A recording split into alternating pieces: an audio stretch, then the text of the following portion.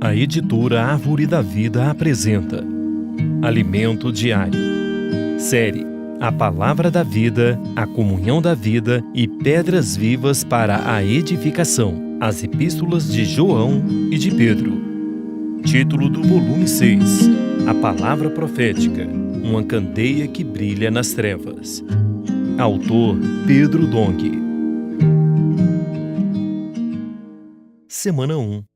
Não estranheis o fogo que surge no meio de vós. Domingo. Deus resiste aos soberbos, mas concede graça aos humildes. Ler com oração. O homem para quem olharei é este: o aflito e abatido de espírito e que treme da minha palavra. Isaías 66, 2, parte B. O apóstolo Pedro recomenda aos jovens que sejam submissos aos mais velhos, cingindo-se de humildade, a fim de ser exaltados pelo Senhor. 1 Pedro 5, 5 a 6. Já os mais velhos não devem oprimir os mais jovens. Tratemo-nos uns aos outros com humildade. O princípio de submissão foi instituído por Deus. Portanto, devemos obedecer às leis e às autoridades, embora isso não signifique concordar inteiramente com elas. Entretanto, nunca devemos ter uma atitude de rebelião ou revolta, pois isso não é aprovado pelo Senhor. Lúcifer foi criado de maneira perfeita, cheio de formosura e sabedoria. Mas a soberba entrou em seu coração, e ele pensou que Deus o escolheria como co-rei para cuidar da criação. Quando Deus escolheu seu filho para governar as nações, Lúcifer se rebelou e se tornou adversário de Deus, sendo lançado à terra. Deus resiste aos soberbos. A palavra resistir, em grego, é antitassomai, que significa colocar-se contra, como alguém que organiza um exército para a batalha. Logo, é como se Deus organizasse um exército para lutar contra o soberbo. Por essa razão, tanto na Bíblia como na história da humanidade, nenhum rebelde prosperou e todos tiveram um triste fim. Em contrapartida, Deus concede graça aos humildes, ou seja, Ele próprio supre suas carências, pois esses reconhecem sua pequenez, insuficiência e pecaminosidade diante da grandeza, do poder e da santidade de Deus. Isaías 66 registra que Deus deseja habitar naquele que tem espírito humilde e ama reverentemente sua palavra. Versículos 1 a 2. Os que têm tal atitude consideram os outros superiores a si mesmos. Filipenses 2, 3. E isso gera unidade na igreja. Essa unidade é poderosa como um raio laser, que concentra todos os raios em uma só direção, no mesmo ciclo e na mesma frequência, colimados e coerentes. Os raios dão ao laser uma força tremenda, capaz de cortar até mesmo o aço e atingir longas distâncias. Da mesma maneira, quando a igreja está unida, as portas do Hades são derrubadas.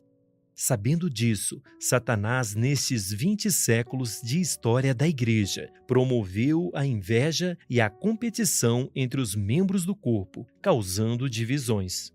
Graças ao Senhor, a palavra está restaurando a unidade entre nós e é uma arma poderosíssima para lutarmos contra o reino das trevas.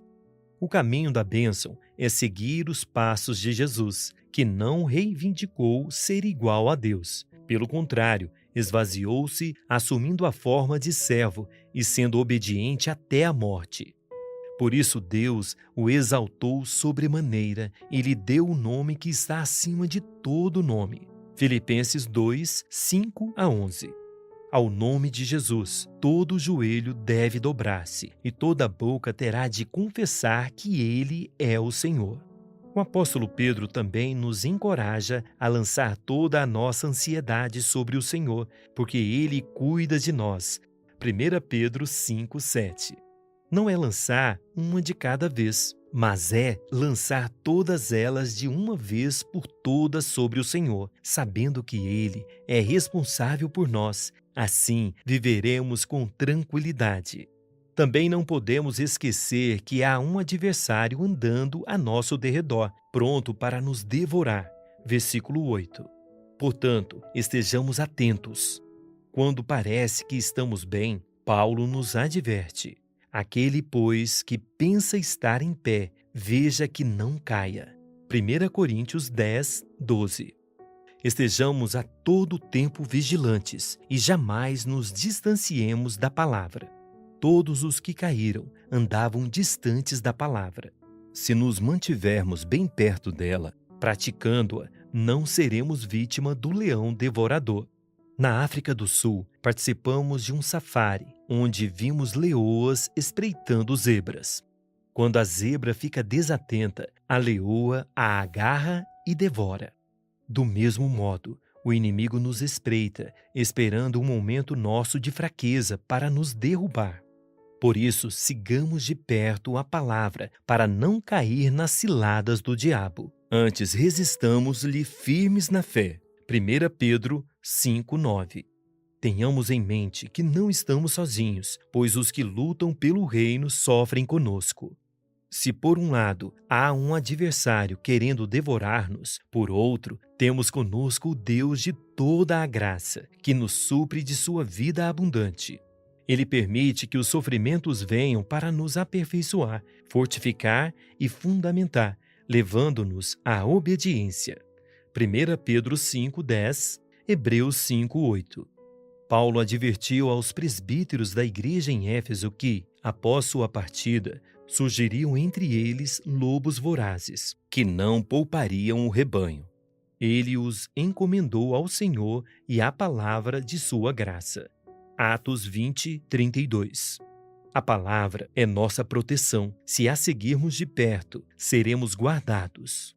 Concluindo sua primeira epístola, Pedro reitera que essa é a genuína graça de Deus e somente nela podemos ficar de fato firmes.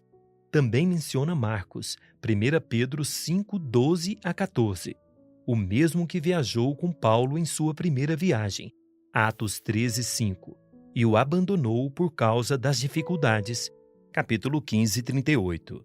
Essa menção final demonstra que Marcos acompanhou Pedro e ouviu dele relatos de quando andava com Jesus, o que lhe permitiu escrever um dos 4 evangelhos da Bíblia.